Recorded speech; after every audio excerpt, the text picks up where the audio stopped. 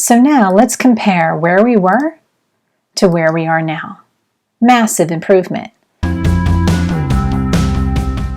Hello, creative! It's your graphics girl of graphicsgirl.com. That's graphics with PH and S, girl with no I and 3 R's. And I'm here with a quick tip to help you design your brand. Now, quick tip videos are designed to focus in like a laser beam on one thing in a program. This way you don't have to wade through long tutorials that drone on and on to get to that nugget, that thing you've been struggling with. So this way you can just watch this quick video, learn how to do it, and move on. You're welcome. If you want to get this exact photo so you can follow along, I'll leave a link in the description below. In my quick tip videos, I try to show you the fastest way to accomplish something. That said, there are a lot of ways to whiten teeth in Photoshop. This is just the quickest way that I know. First, we're going to make a duplicate of this layer so that we can contrast where we started with where we end. To show your layers panel, you come to Window, Layers. You duplicate a layer by grabbing it and rolling over the new layer icon, or by selecting that layer and hitting Command or Control J. Now that we have a duplicate, we're going to work in this layer, so be sure that you are in that layer when we begin. You can put that away. A lot of tutorials will show you that it begins by selecting the teeth, separate from the rest of the skin. I'll go into that a little bit later, but to keep my word and show you one step to creating brighter, whiter teeth, you come here to the Dodge tool. The Dodge tool is on your toolbar. You might have to click and hold because perhaps you'll be seeing the burn or sponge tool. We're looking for the Dodge tool. Opposite of the burn tool is the Dodge tool, which brightens. Burn darkens. You want to make sure that you're in the midtones and that your exposure is fairly low to begin with. I'm going to set mine to 20%. And the brush, you want to make sure it's a fuzzy edge and that it's not too large a size of your brush. So to reduce your brush size, you hit the left bracket. If you need it to be larger, you'd hit the right bracket. So we want a small enough brush that we can discern the teeth from the gums. With my solution of the Dodge tool, it's not as critical if you happen to go into the gum area. You begin by just clicking down and basically painting over the tooth. Here I went into the gum line and it doesn't really matter. So the Dodge tool can be used to brighten and whiten any area. Think of maybe dark circles under your eyes or even brighten the whites of the eyes. Here's what I'd like to point out with the Dodge tool. A lot of people have certain areas of the teeth that are brighter than other areas. So here I reduce my brush size and I can get in and lighten the translucent or darker areas of the tooth. So with a global lightening of all of the teeth, you would lighten a darker area just as much as you would a lighter area. But with the Dodge tool, you can get in and segment them separate from one another. So if you like this approach by just using the Dodge tool, you would just go ahead and hit over the areas of that tooth to kind of lighten and brighten it. Then you might also want to choose the shadows still at a low exposure or amount to do those areas that are darker. By default, the ones in the back per se would be darker. So you want to do the darker teeth with the one that says shadows. And for the most part, we're not going to be utilizing the highlights. That would make the lighter areas even lighter, and that might just have the effect of making the darker areas look darker.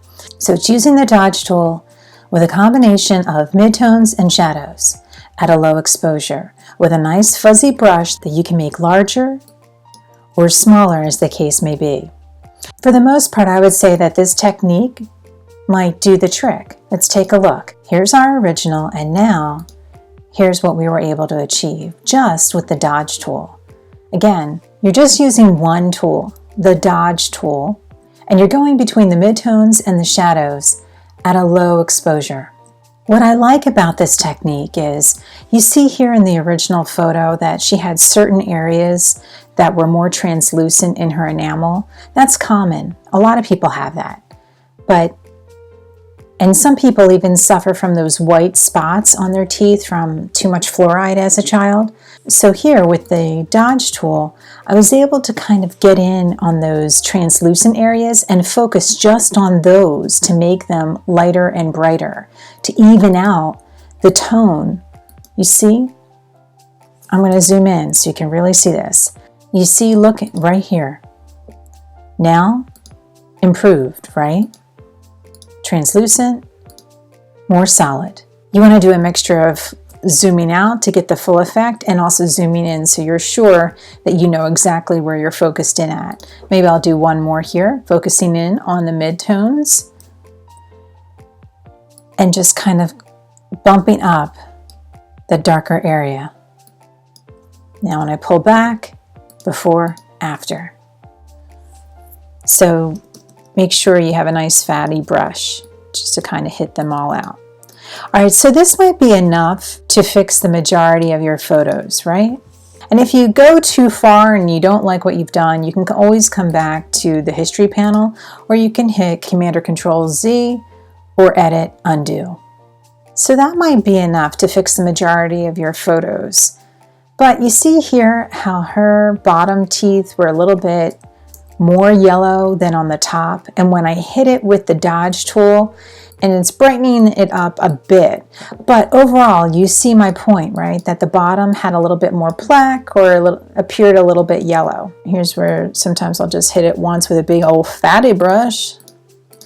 So if you want to continue on, I said one tool and that'll do it. And that is true. This with one tool pretty much made your teeth a lot brighter. You're new at Photoshop. You don't have to worry that you're not so perfect with your brush size, because if you brighten the gum line in addition to the teeth, why, it's not the end of the world. It just looks like they have healthy gums. And so for the most part, we would be done. But if you want to proceed on and you want to try to remove a little bit more, it would take a few more steps. And here's how you would do it. You would have to select the teeth by either the magic wand or the quick selection tool to get a good selection of your teeth. So in general, if you're going to use the magic wand, you're going to need a pretty small tolerance. What you're going to have to do is click, then shift, click to add to your selection until you have all of the teeth's enamel selected. What you don't want to do is have the gum line selected, because what we're going to do now would become very apparent. With any selection tool that you're going to use, always be sure to zoom in. So if I shift click on an area, that will add it to my selection. If I option click, it will subtract from that selection.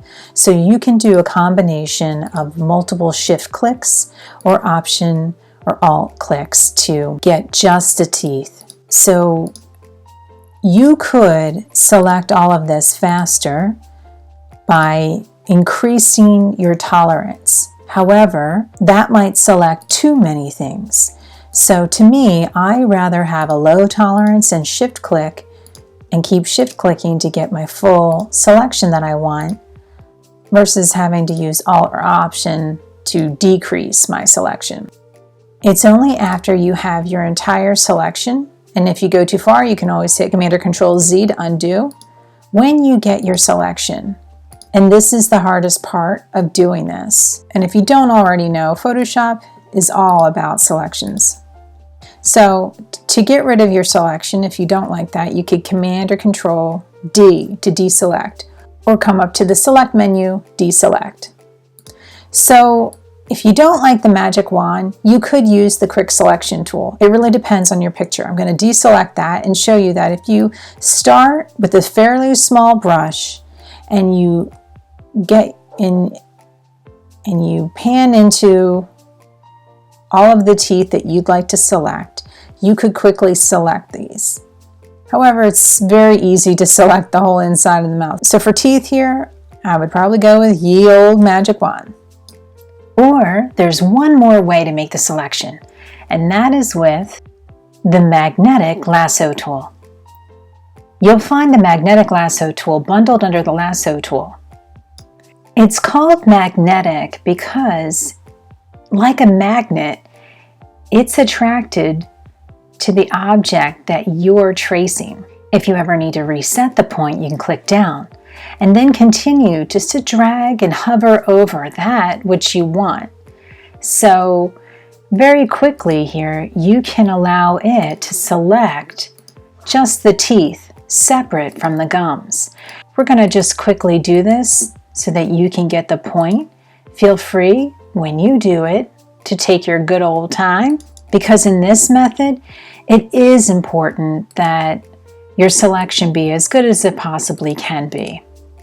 In the interest of time, I'm just going to select the teeth from the gums in a very kind of crude manner here. But this solution that you'll soon see is all about the selection that we're going to make. But this solution as well really only is 2 steps. The first one being the most difficult, making the selection.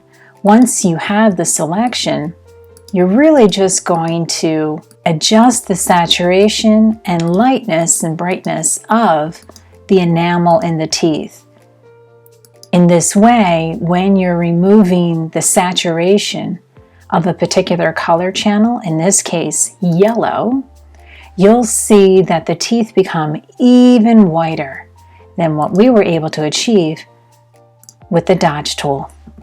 Again, the dodge tool gets it done for the most part. If you just want to touch up your picture really quickly so that your teeth are nice and bright, and the hue saturation method that you'll soon see is for a little bit more fine tuning. Okay, once you have your selection, you're going to come to Image, Adjustments, Hue Saturation, or Command or Control U.